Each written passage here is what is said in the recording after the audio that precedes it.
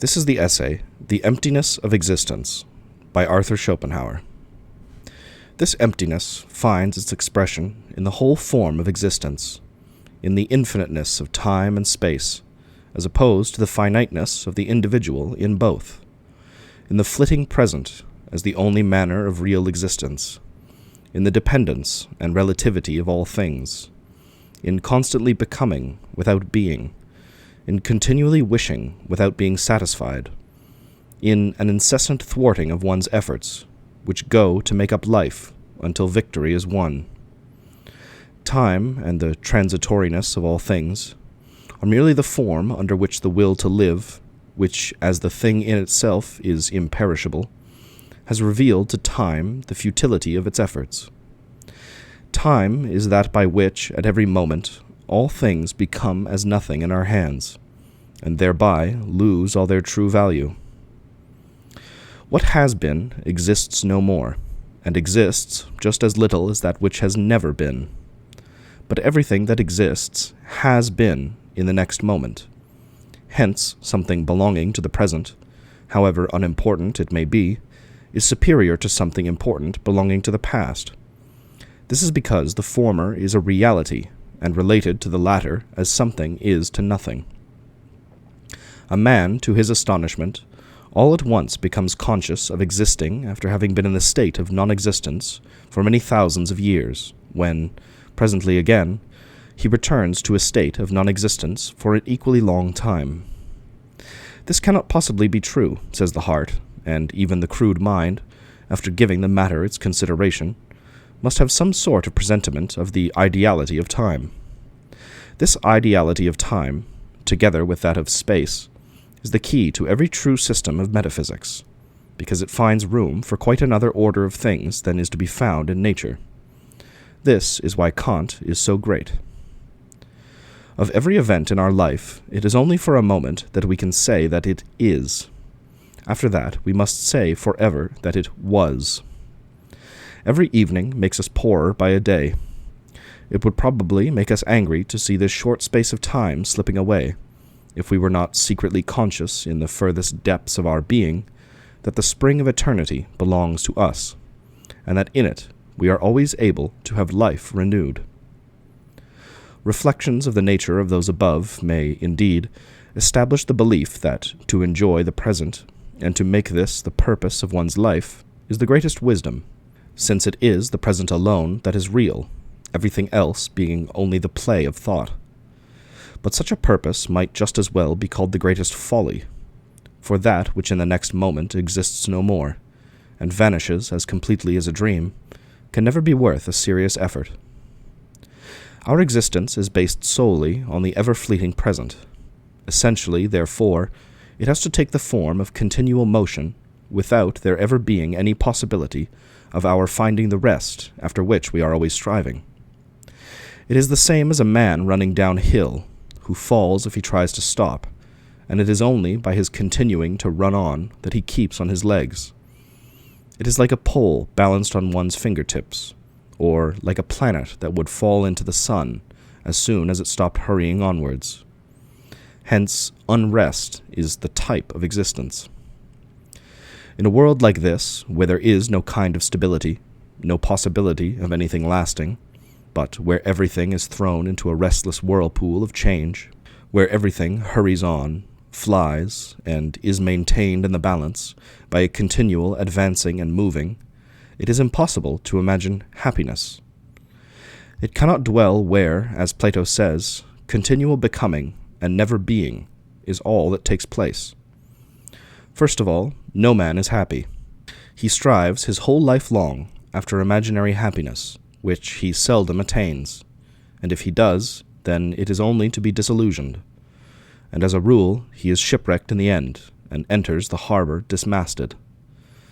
Then it is all the same whether he has been happy or unhappy in a life which was made up of a merely ever-changing present and is now at an end.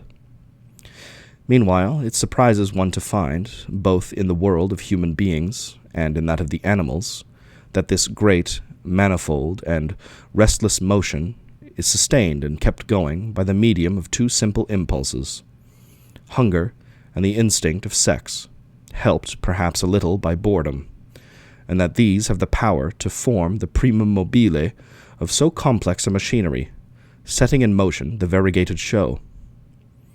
Looking at the matter a little closer, we see at the very outset that the existence of inorganic matter is being constantly attacked by chemical forces which eventually annihilates it, while organic existence is only made possible by continual change of matter, to keep up a perpetual supply of which it must consequently have help from without.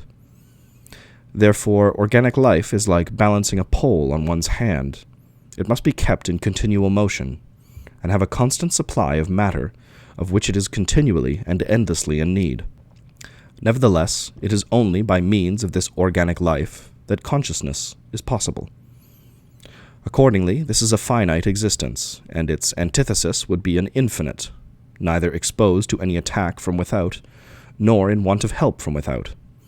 And hence, aiosautos hon, in eternal rest, ute gignomenon, ute apolumenon, without change, without time, and without diversity, the negative knowledge of which is the fundamental note of Plato's philosophy. The denial of the will to live reveals the way to such a state as this. The scenes of our life are like pictures in rough mosaic, which have no effect at close quarters, but must be looked at from a distance in order to discern their beauty. So that to obtain something we have desired is to find out that it's worthless. We are always living in expectation of better things, while, at the same time, we often repent and long for things that belong to the past. We accept the present as something that is only temporary, and regard it only as a means to accomplish our aim. So that most people will find, if they look back, and when their life is at an end, that they have lived their life long ad interim, and they will be surprised to find that something they allowed to pass by unnoticed and unenjoyed was just their life. That is to say, it was the very thing in the expectation of which they lived. And so it may be said of man in general that, befooled by hope, he dances into the arms of death. Then again, there is the insatiability of each individual will. Every time it is satisfied, a new wish is engendered, and there is no end to its eternally insatiable desires. This is because the will, taken in itself, is the lord of worlds, since everything belongs to it. It is not satisfied with a portion of anything, but only with the whole, which, however, is endless. Meanwhile, it must excite our pity when we consider how extremely little this lord of the world receives when it makes its appearance as an individual. For the most part, only just enough to maintain the body. This is why man is so very unhappy. In the present age, which is intellectually impotent and remarkable for its veneration of what is bad in every form, a condition of things which is in quite keeping with the coined word Jetztzeit, brackets present time, as pretentious as it is cacophonic.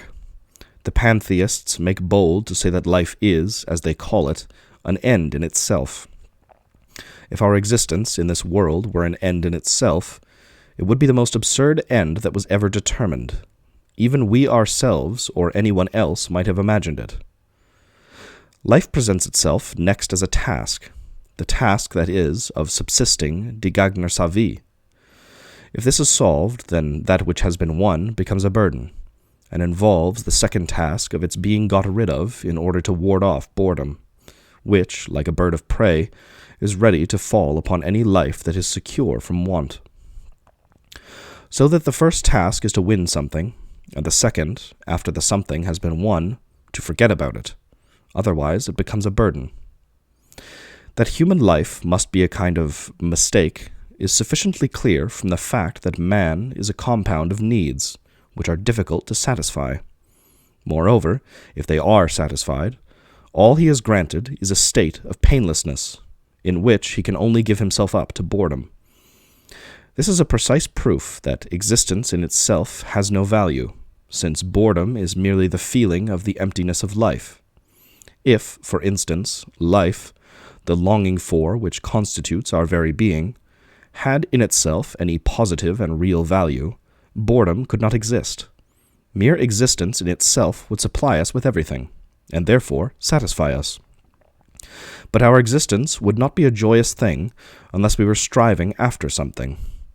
Distance and obstacles to be overcome then represent our aim as something that would satisfy us, an illusion which vanishes when our aim has been attained, or when we are engaged in something that is of a purely intellectual nature, when, in reality, we have retired from the world, so that we may observe it from the outside, like spectators at a theater. Even sensual pleasure itself is nothing but a continual striving, which ceases directly its aim is attained. As soon as we are not engaged in one of these two ways, but thrown back onto existence itself, we are convinced of the emptiness and worthlessness of it. And this it is that we call boredom, that innate and ineradicable craving for what is out of the common proves how glad we are to have the natural and tedious course of things interrupted. Even the pomp and splendor of the rich in their stately castles is at bottom nothing but a futile attempt to escape the very essence of existence, misery. That the most perfect manifestation of the will to live, which presents itself in the extremely subtle and complicated machinery of the human organism, must fall to dust and finally deliver up its whole being to dissolution, is the naive way in which nature, invariably true and genuine, declares the whole striving of the will in its very essence to be of no avail. If it were of any value in itself, something unconditioned, its end would not be non-existence. This is the dominant note of Goethe's beautiful song, Hoch auf dem alten Turme steht, des Helden edler Geist, which in English reads, stands high on the old tower, the hero's noble spirit. That man is nothing but a phenomenon, that he is not the thing in itself, I mean that he is not, is proved by the fact that death is a necessity. And how different the beginning of our life is to the end.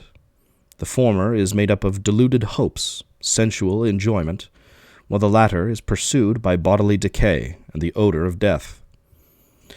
The road dividing the two, as far as our well-being and enjoyment of life are concerned, is downhill. The dreaminess of childhood, the joyousness of youth, the troubles of middle age, the infirmity and frequent misery of old age, the agonies of our last illness, and finally the struggle with death, do all these not make one feel that existence is nothing but a mistake, the consequences of which are becoming gradually more and more obvious? It would be wisest to regard life as a delusion. That everything is intended to be so is sufficiently clear. Our life is of a microscopical nature. It is an indivisible point which, drawn out by the powerful lenses of time and space, becomes considerably magnified. Time is an element in our brain which, by means of duration, gives a semblance of reality to the absolutely empty existence of things and ourselves. How foolish it is for a man to regret and deplore his having made no use of past opportunities, which might have secured him this or that happiness or enjoyment.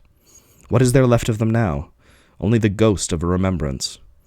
And it is the same with everything that really falls to our lot, so that the form of time itself, and how much is reckoned on it, is a definite way of proving to us the vanity of all earthly enjoyment. Our existence, as well as that of all animals, is not one that lasts. It is only temporary, merely an existentia fluxa, which may be compared to a water-mill that is constantly changing. It is true that the form of the body lasts for a long time, but only on condition that the matter is constantly changing, that the old matter is thrown off and new added. And it is the chief work of all living creatures to secure a constant supply of suitable matter. At the same time, they are conscious that their existence is so fashioned as to last only for a certain time, as has been said. This is why they attempt, when they are taking leave of life, to hand it over to someone else who will take their place. This attempt takes the form of the sexual instinct in self-consciousness, and in the consciousness of other things presents itself objectively, that is, in the form of genital instinct. This instinct may be compared to the threading of a string of pearls. one individual succeeding another as rapidly as the pearls on the thread. If we, in imagination, hasten on this succession, we shall see that the matter is constantly changing in the whole row, just as it is changing in each pearl, while it retains the same form. We will then realize that we have only a quasi-existence, that it is only ideas which exist, and the shadow-like nature of the things corresponding to them is the basis of Plato's teaching.